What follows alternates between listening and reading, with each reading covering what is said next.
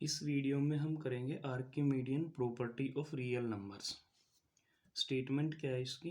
If x and y are two positive real numbers, अगर x और y कोई दो पॉजिटिव रियल नंबर हैं, then there exist a natural number n such that nx is greater than y।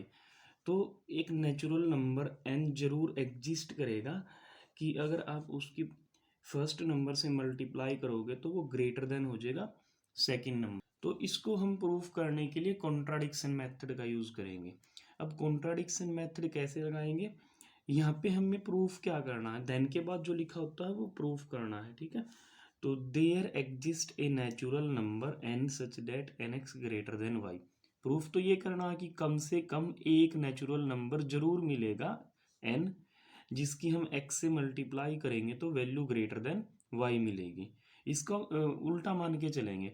इसने तो बोला है कम से कम एक जरूर मिलेगा जिसकी एक्स से मल्टीप्लाई करके वो वाई से बड़ा होगा। हम मान लेंगे कि एक भी नहीं मिलेगा जिसकी एक्स से मल्टीप्लाई करके वैल्यू वाई से बड़ी होगी, ठीक है।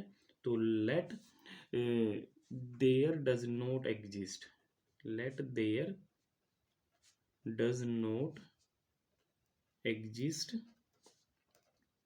Any natural number N such that N X is greater than Y. तो हमने क्या मानना है कि कोई भी नेचुरल नंबर नहीं एग्जिस्ट करता जिसकी हम एक्स से मल्टीप्लाई करें तो वैल्यू ग्रेटर देन वाई हो। इसका मतलब आप कोई भी नेचुरल नंबर लो, for all N belongs to capital N, N X is less than equals to Y. तो इसको हम ऐसे ही रीड करेंगे। जब यहाँ पे लिखा कि कोई भी नेचुरल नंबर ऐसा है ही नहीं, देयर डज नॉट एग्जिस्ट, ऐसा एग्जिस्ट ही नहीं करता कि आप उसकी एक्स से मल्टीप्लाई करके वैल्यू वाई से बड़ी मिलेगी आपको। तो इसका मतलब क्या, आप यहाँ पे कोई भी नेचुरल नंबर लो, वैल्यू हर बार वाई से बड़ी नहीं है तो क्या है, या तो छोटी होगी या फिर इक्वल होगी।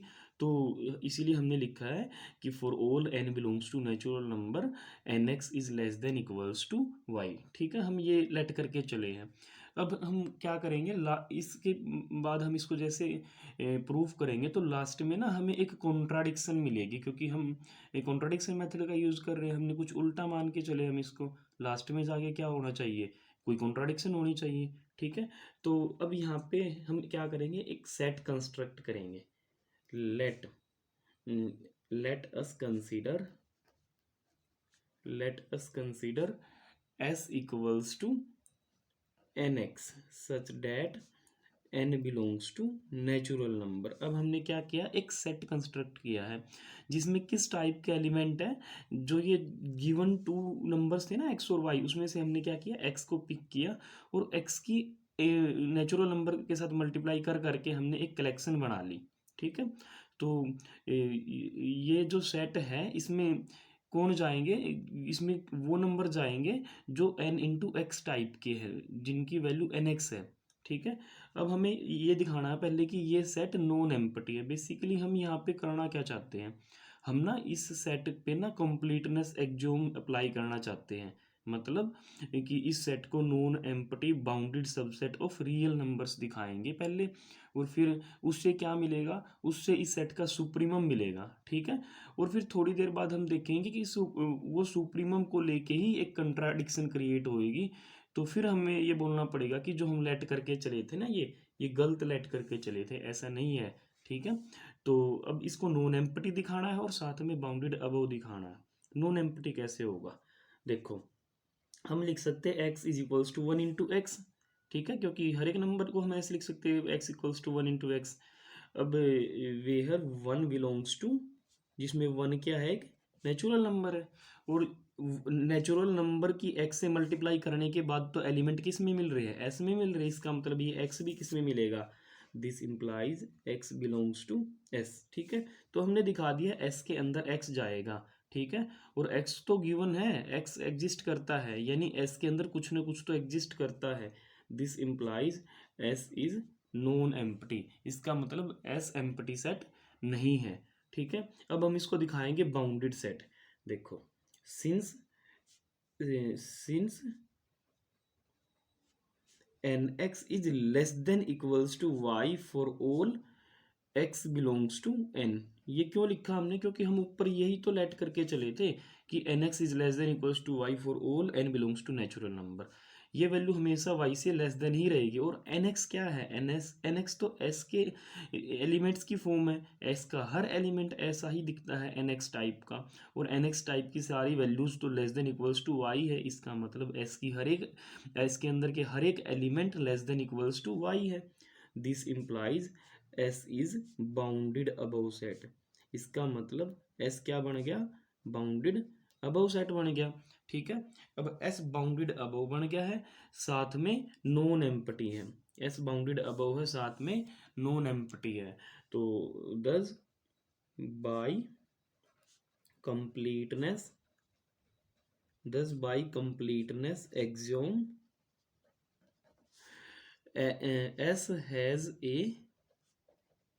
has a real number as its supremum. ठीक है, इसका मतलब तो s का क्या मिलेगा, कंप्लीटनेस एक्सियोम से s का एक सुप्रीमम मिलेगा, एक रियल नंबर मिलेगा जो कि s का क्या बनेगा, सुप्रीमम बनेगा। उसको हम नाम दे देते हैं l। ठीक है, तो अब l क्या है, l तो s का सुप्रीमम है, s ये है, l इस सेट का सुप्रीमम है। और सुप्रीमम क्या होता है, सुप्रीमम लीस्ट अपर बाउंड होता है ना। लीस्ट अपर बाउंड क्या होता है, अपर बाउंड्स में सबसे छोटा। अब l अपर बाउंड भी है और लीस्ट भी है अपर बाउंड्स में, यानी l से छोटा कोई और नंबर सेट s का अपर बाउंड नहीं बनेगा। ठीक है, और l अपर बाउंड है, इसका मतलब सेट s का हर एलिमेंट l से लेस देन या इक्वल रहेगा। तो हम क्या लिखेंगे, since l is an upper bound, क्योंकि एस एल क्या है, अपर बाउंड है एस का, upper bound of S. This implies N X is less than equals to L for all N belongs to natural number.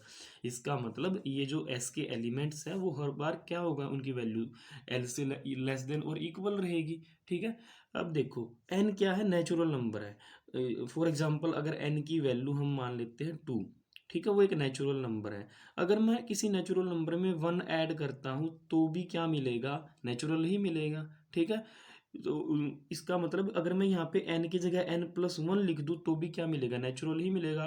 और natural number की x से multiply करने पे वैल्यू कहाँ जाएंगी, इसमें जाएंगी, nx में, और s में। और s के तो सारे एलिमेंट किससे छोटे हैं, l से छोटे हैं।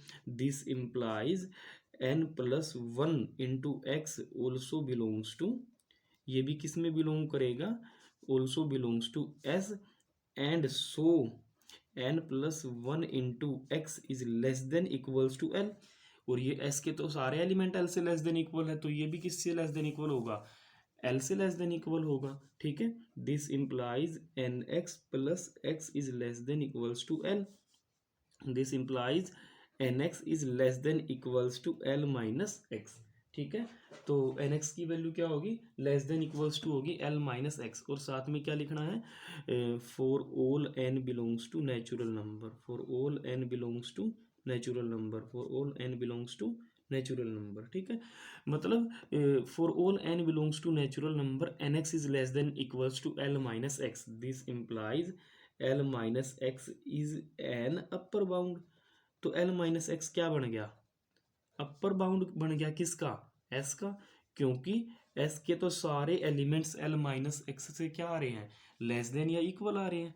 ठीक है, यानी ये इसका क्या बन गया, अपर बाउंड बन गया। पर हमने यहाँ पे कंप्लीटनेस एक्सियोम से क्या लिखा था, एल सुप्रीमम है। सुप्रीमम क्या होता है, स्मॉलेस्ट अपर बाउंड, मतलब उससे छोटा कोई अपर बाउंड होता ही नहीं है।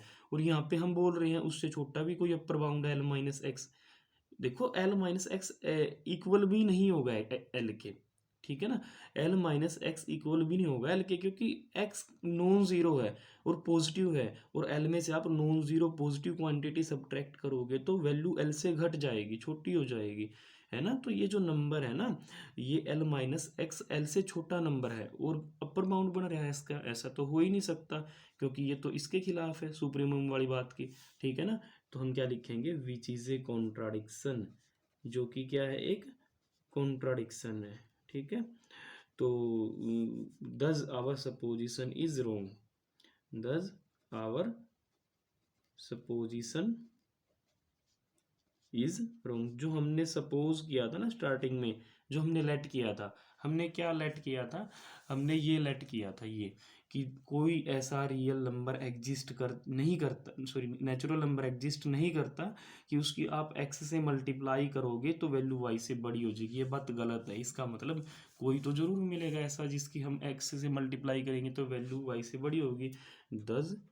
दस there exist natural number n belongs to capital N such that N X is greater than Y. ठीक है, तो यही थी हमारी आर्किमिडियन प्रॉपर्टी, तो हैंस प्रूव्ड।